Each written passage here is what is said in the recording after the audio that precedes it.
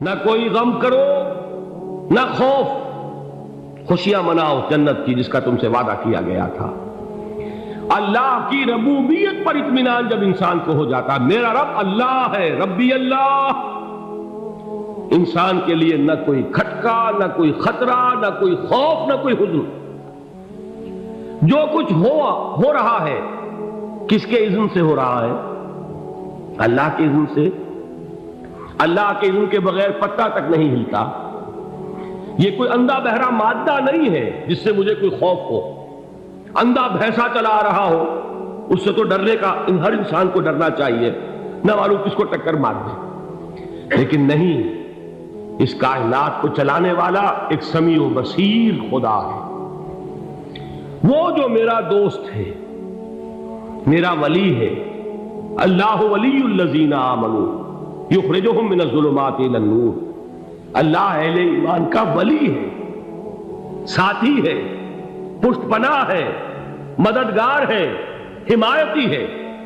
بتائیے جسے یقین ہو جائے کہ اللہ میرا مددگار، اللہ میرا محافظ، اللہ میرا پشت پناہ، اللہ میرا حمایتی، اس کے لیے کوئی خوف ہوگا؟ اس سے کوئی ڈر ہوگا؟ میں مثال دیا کرتا ہوں ایک بہت سادہ، پنجاب کے دیہات کی۔ تو بڑا چودھری ہے اور کوئی غریب کسان ہے۔ اس غریب کسان کے جانوروں کو ہر وقت اندیشہ ہوگا چوری کا، کوئی میری بھینس کھول کر نہ لے جائے، کوئی میرا بیل کھول کر نہ لے جائے۔ لیکن جس کے بارے میں یہ سب کو معلوم ہو کہ وہ جو بڑا چودھری ہے وہ اس کا دوست ہے، اس کی بچیا کو کوئی خوف ہوگا؟ اس کی بھینس پر کوئی ہاتھ ڈالے گا؟ اسے کوئی اندیشہ ہوگا؟ نہیں۔ کیوں؟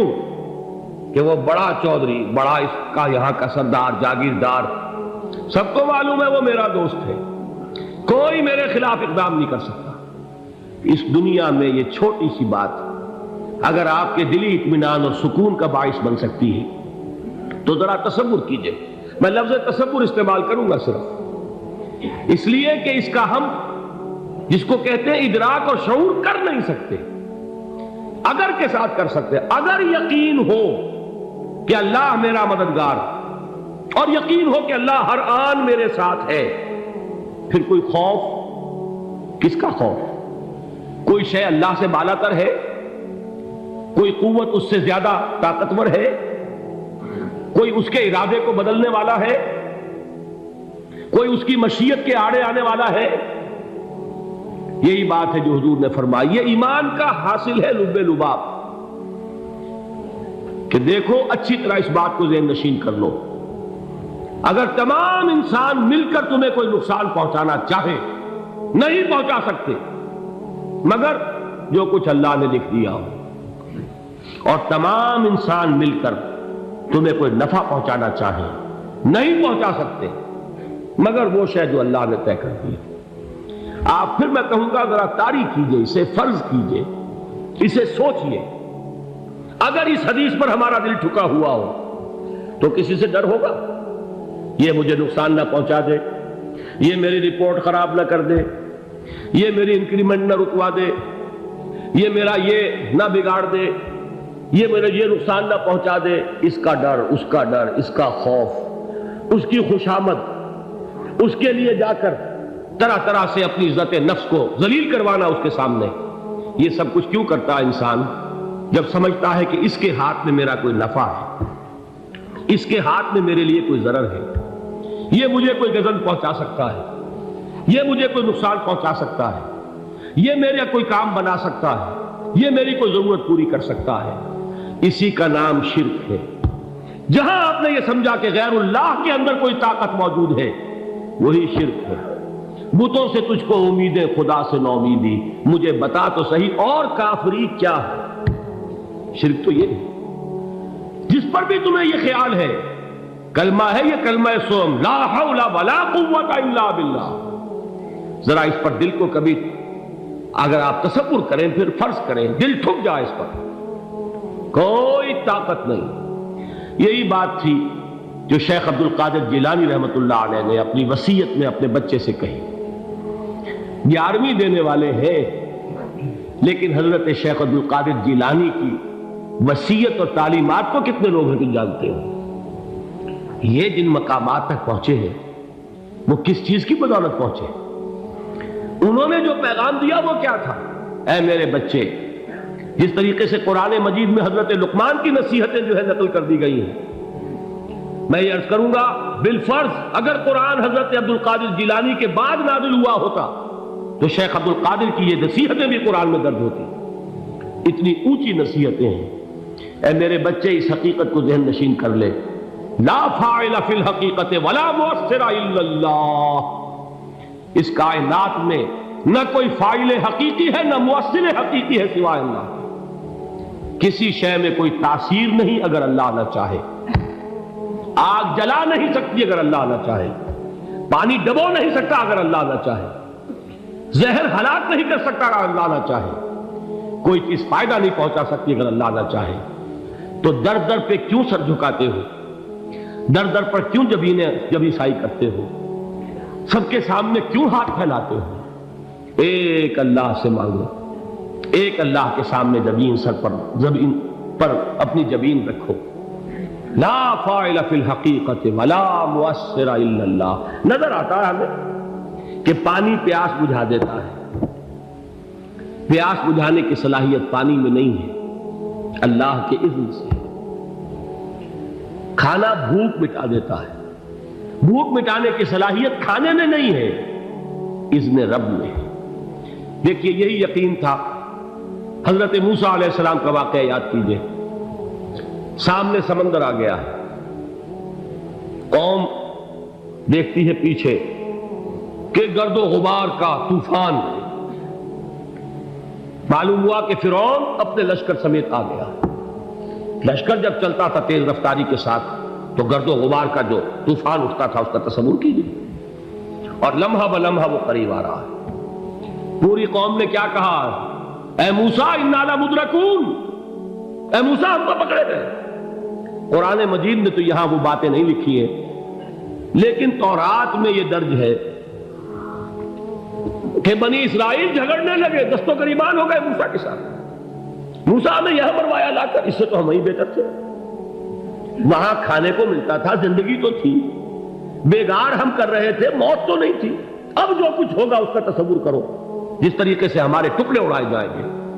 تو لڑ رہے ہیں حضرت موسیٰ علیہ السلام سے۔ یہ تورات کی تفصیل ہے، قرآن میں صرف اتنا آیا ہے، پریشان ہو کر انہوں نے کہا انا لمدرکون، موسیٰ ہم کو پکڑے گئے۔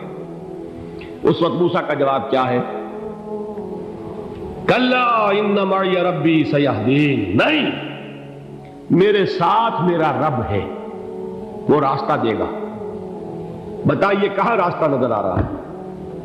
یہ ہے ایمان بالغیب۔ راستہ نظر نہ آئے تب اللہ پر یقین ایمان ہے۔ جیب میں پیسے ہوں اور تب دل کو اطمینان ہے تو ایمان کس پر ہوا؟ پیسے پر، اللہ پر نہیں۔ جب وسائل و ذرائع نہ ہو اور پھر یقین ہو کہ اللہ مسبب الاسباب ہے، وہ اسباب کا پابند نہیں ہے، وہ اسباب کا محتاج نہیں ہے، اسباب اس کے محتاج ہے۔ اگر یہ یقین ہے تو اللہ پر ایمان ہے، یہ نہیں ہے تو تمہارا ایمان اسباب پر ہے، وسائل پر ہے، ذرائع پر ہے، مادیات پر ہے، اللہ پر نہیں۔ اس وقت کہاں راستہ تھا؟ کوئی راستہ تھا؟ سمندر ہے اور ادھر سے لشکر آ گیا ہے۔ کلا ان معی ربی سیہدین۔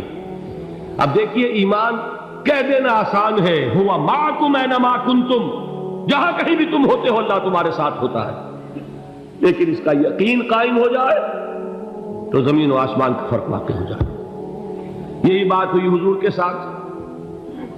غار ہے، چھپے ہوئے ہیں محمد رسول اللہ اور آپ کے وہ یار غار ابو بکر صدیق رضی اللہ تعالی عنہ۔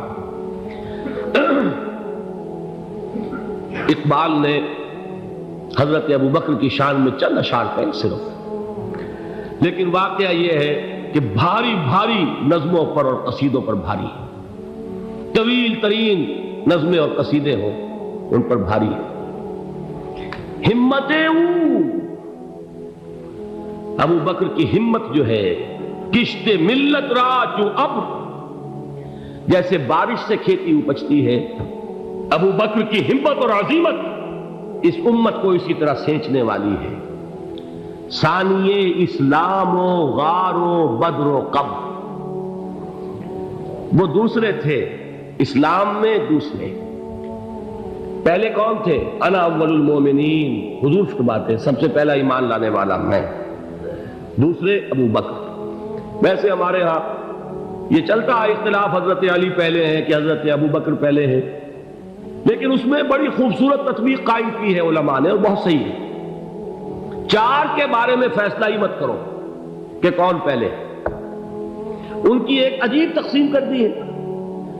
آزاد مردوں میں، بالغ مردوں میں سب سے پہلے ابو بکر، بچوں میں سب سے پہلے علی، خواتین میں سب سے پہلے خدیجہ، اور غلاموں میں سب سے پہلے زید بن حارثہ۔ بڑی پیاری تقسیم ہے، یہ چاروں ہی پہلے ہیں، ہر ایک کے لیے اولیت ہے۔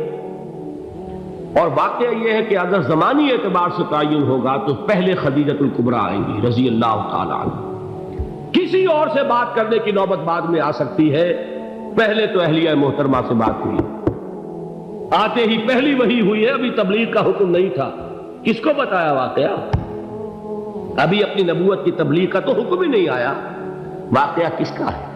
وہ خدیجہ کا ہے۔ جب کہا ہے کہ خشیت علی نفسی، مجھے اپنی جان کا اندیشہ ہے، تو کیا جواب دیا خدیجہ نے رضی اللہ تعالی عنہا؟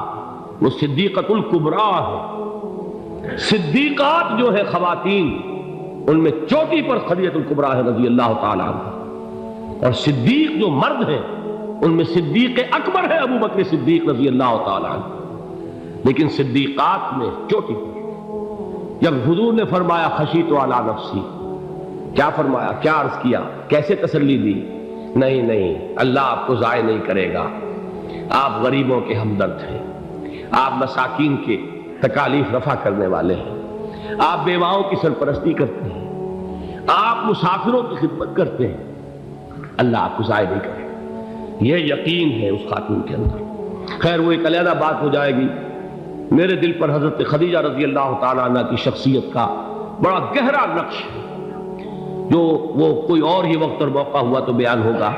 بہرحال اقبال نے ایک مصرے میں جو چار اولیتیں جمع کر دی ہیں، ہمتیں او کشت امت را چو ابر، ثانی اسلام و غار و بدر و قبر۔ اسلام میں حضور کے بعد پہلے کون؟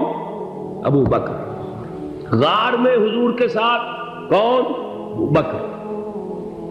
بدر کی رات اللہ کا رسول سربسجود، وہ جھاڑ، وہ گھاس پھوس کی جو جھوپڑی بنائی گئی تھی، اور وہاں تلوار ننگی لے کر پہرا دینے والا کون؟ ابو بکر۔ اور اس حجرہ عائشہ میں محمد کے بعد سب سے پہلے دفن ہونے والا کون؟ ابو بکر رضی اللہ تعالی عنہ وصلی اللہ علیہ وسلم۔ وہ جو معاملہ میں سنا رہا تھا غار ثور کا، حضرت ابو بکر بھی حضور کے خیال سے لرز گئے ہیں۔ آپ کو یاد ہوگا کہ جا کر پہلے تمام جتنے سوراخ تھے انہیں بند کیا ہے، ایک سوراخ رہ گیا تھا جس کو بند کرنے کے لیے کوئی کپڑا نہیں تھا، وہاں اپنی ایڑی رکھی ہے، تب کہا ہے حضور سے تشریف لائیے، اور اپنے زانو پر حضور کو لٹایا ہے، اور وہاں کسی موذی جانور نے کاٹا ہے، حضور کی آنکھ لگ گئی تھی، اس وقت اس بل کے اندر جو بھی بچھو ہے کیا ہے واللہ عالم، اس نے کاٹا ہے، اس کی تکلیف کی وجہ سے ابو بکر کی آنکھوں سے آنسو ٹپک گئے، حضور کے چہرے مبارک پر پڑے ہیں، تو حضور جاگے ہیں، معاملہ کیا ہے؟ ایڑی نہیں ہٹائی وہاں سے، مبادا وہ جانور وہاں سے نکل کر محمد الرسول اللہ کو کوئی گزن پہنچا دے، ابو بکر کی ایڑی ہے، جس طرح چاہے کھا لے، ختم کر دے، جان نکل جائے تب کوئی آنچ آئے، محمد پر تو آئے، لیکن جیتے جی نہیں۔ وہ ہے ابو بکر۔ حضور کے خیال سے اس وقت حضور نے پھر اپنا لعاب دہن لگایا ہے، اور اس سے پھر آپ کی تکلیف ختم ہوئی۔ جیسے خیبر میں حضرت علی کی آنکھ دکھ رہی تھی، اس کو جو شفا حاصل ہوئی ہے وہ بھی حضور کے لعاب دہن سے ہوئی۔ تو بہرحال اس وقت انہوں نے کہا ہے کہ اے نبی یا رسول اللہ، اگر اس وقت ان میں سے کسی نے غیر ارادی طور پر بھی اپنے قدموں کی طرف جھانک لیا تو پکڑے جائیں گے، کیا جواب تھا اللہ کے رسول کا؟ لا تحزن ان اللہ معنا، اللہ ہمارے ساتھ ہے، کیوں گھبراتے ہو ابو بکر؟ یہ ہے ایمان باللہ، میرا مالک اللہ، میرا رازق اللہ، میرا محافظ اللہ، میرا مددگار اللہ، میرا پشت پناہ اللہ، میرا دوست